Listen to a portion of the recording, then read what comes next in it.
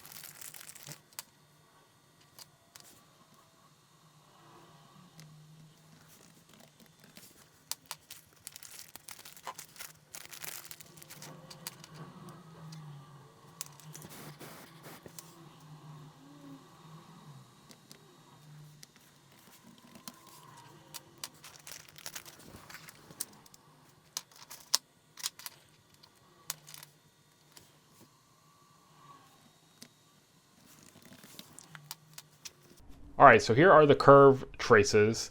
I've moved the data from the original Peak Atlas computer program here into Google Sheets. The Peak Atlas program is great for recording the data, but you can't manipulate the chart or look at the data points individually or zoom in, zoom out, stuff like that. So I exported the raw data from that program. That's all these numbers here.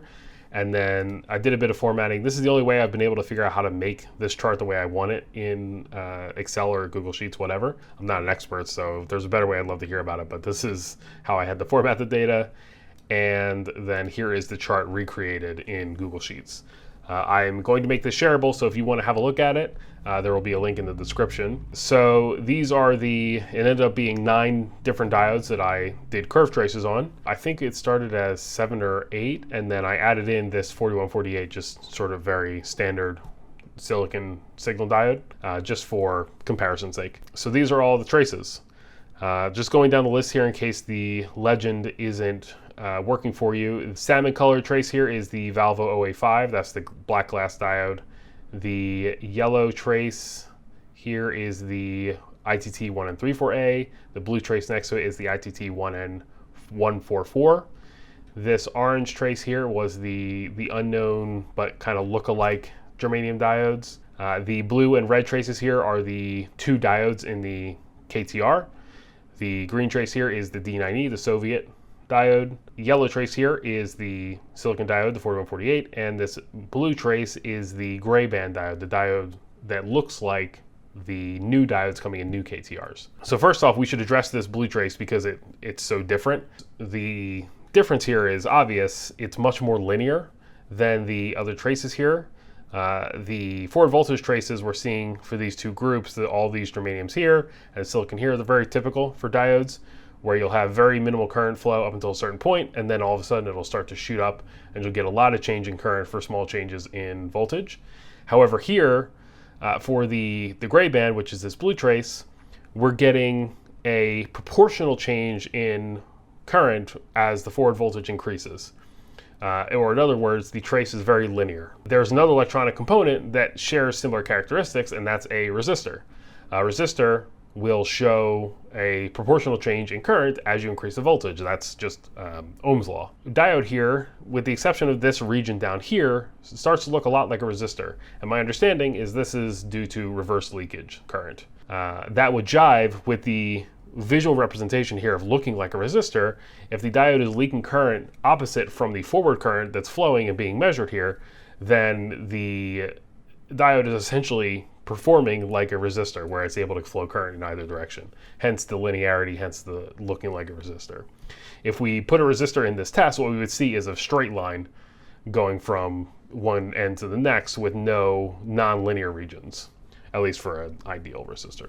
So I want to explain the blue diode here because it's skewing our chart and I want to get it off the screen. As far as like what that means for the gray band diode, I would say not too much, because number one, just because those diodes look like the new diodes in the Klon Centaur doesn't mean they are. But I will say if they are the same diodes, and if the new diodes with the gray band in the KTRs have the same reverse leakage, that would explain one reason why it would be necessary to modify the Klon circuit in order to get those diodes to sound the same. Because there's a slim chance that these diodes are going to sound like regular germanium diodes. Let's look at, so I want to customize this. We're going to bring back the horizontal axis. I'm going to bring it back to, we'll do 0.5. So now we get a better view of the traces here. Going off the chart is the blue, the gray band we just talked about, and the yellow, which is a silicon diode. Those start conducting around 0.6 volts, so that's off the chart. But what we care about here are the germanium diodes. So, actually, you know, I think I'm going to go, let's just go 0.6, because I want the D9E in frame nicely. As a reminder, these blue and red traces are the original KTR diodes. Also Klon diodes. They're the supposedly real and accurate diodes from Bill Finnegan. I don't know if I mentioned in the beginning, but that KTR, it has a build date from 2014, so it's definitely well before Bill Finnegan started using different diodes. So those are, according to Bill Finnegan, those are the original diodes in the Klon. One thing I hope this curve trace does, is serve as more evidence that Bill Finnegan never has, doesn't, and most likely never will match diodes for the Klon Centaur or for the KTRs. As you can see here, the blue and red traces are not particularly in sync or overlapping. They have a region, you know, down here in this region here, up here a little bit, where they are more or less the same. But as soon as they get here to approximately 5 milliamps, they diverge fairly significantly. The fact of the matter is Bill Finnegan never matched diodes for the Klon or the KTR. It's just not true. He said as much in some forum post. I have to look it up, but he said that when he was picking the diodes, he pulled them out of the bag or whatever, made sure they weren't broken. Germanium diodes are notoriously fragile. Made sure they weren't broken, and then put them in the test jig for listening. He didn't match them, didn't do any forward voltage testing, nothing.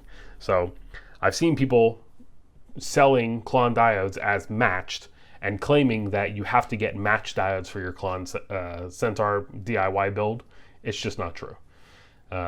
And if you see someone saying that, they don't know what they're talking about. So that's interesting. Next thing I think is interesting, and I don't want to fuel a fire here, so I'm just going to point it out and leave it there, which is that those diodes that I said look very similar to the KTR diodes, the Klon Centaur diodes, well, they also test very similar. So again, I'm not saying these are real Klon diodes. There's no way to prove that. Bill Finnegan would never confirm it.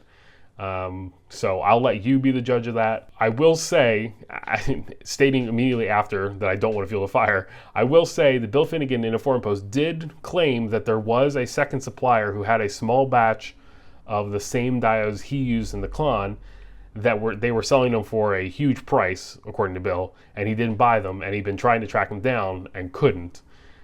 So theoretically, there are a small batch, or at least were a small batch of the same diodes Bill has floating around somewhere that are unknown location. So I say that with a huge grain of salt, all of the salt, and I'm not claiming that these diodes are that. All I'm saying is they look like Klon diodes and they test like Klon diodes, and I'm going to leave it there. Moving on swiftly, the next two diodes here, we have the ITT1N144 and 1N34A. The only significant thing here, they're very similar, which, as is the case, and I've explained in that original video, germanium diodes kind of just all adopted the title 1N34A if they were roughly the same spec. And as parts change hands and different distributors, they'd often get relabeled as different parts in order to just get them off the shelves. So I wouldn't be surprised if these 1N144s were also 1N134s, just relabeled. They're obviously very similar in spec. These are very well matched, except they're being while being different part numbers. So, but what's important is they're not particularly far away in forward voltage to the KTR diodes here. Like, keep it in perspective. The differences here we're looking at are fractions of a fraction of a volt, right? This line here, this is 0.3 volts. This is 0.4 volts. Okay, so a tenth of a volt. And we're looking at a fraction, like a a half of a tenth, a 50 1/100th? I don't even know how to say that. It's a pretty small margin here. And I'm sure if I had more KTRs to test, I would get lines all through this region, a little bit higher, maybe a little bit lower. But the point is that this 1N34A, this 1N144, it's right there in the range. Very similar curves to the original Klon diodes here.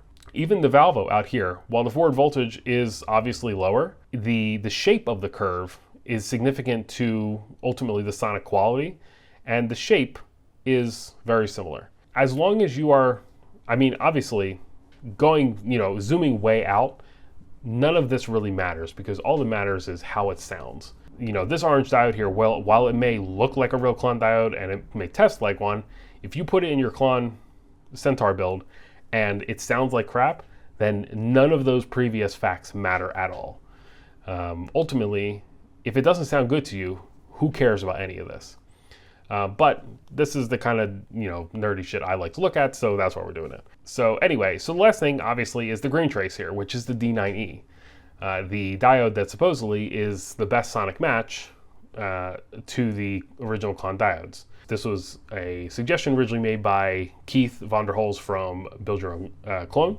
What I think is interesting about this is obviously the forward voltage is a good bit higher than the KTR diodes. However, down here in the region here around 1 milliamp, they're actually fairly similar. Let's zoom in on that for a second. So here's a 1 milliamp on this chart. Coming over here, all the diodes are actually really close together.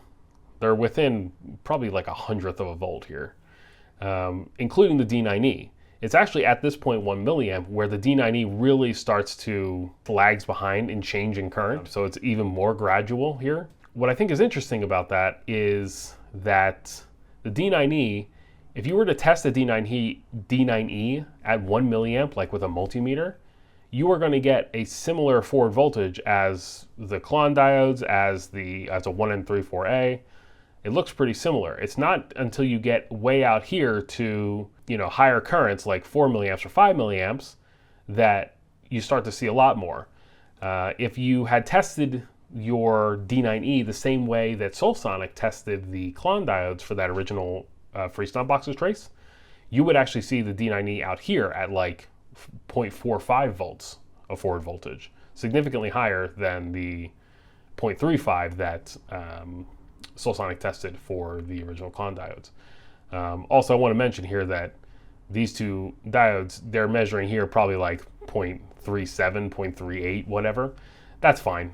As you can see, there is significant variation for germanium diodes. It's not unreasonable that these are a little bit higher than the 0.35 that Solsonic tested.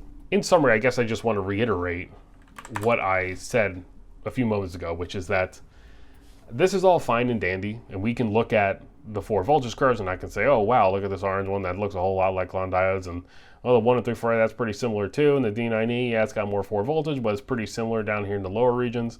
All of that is great, but none of this can substitute just plugging in diodes to your build and seeing what you like sonically or don't like. You shouldn't just take Keith's word for it and plug in D9Es and let that tell you that that's the best sounding diode.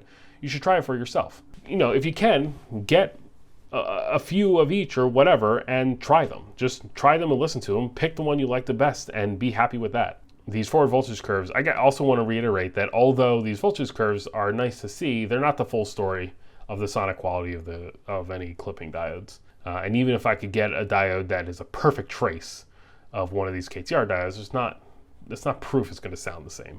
All right, well, I hope you enjoyed that. Having a look at the curve trace for the Klon/KTR diodes and some alternative germanium diodes as well. If you enjoyed the video, I'd appreciate you hitting the like button and subscribing, and hit the notification bell if you want to know when I make a new video. Also, if you have any questions, feel free to leave them in the comments. I'm Joe from GrayBenchElectronics. Thank you for watching.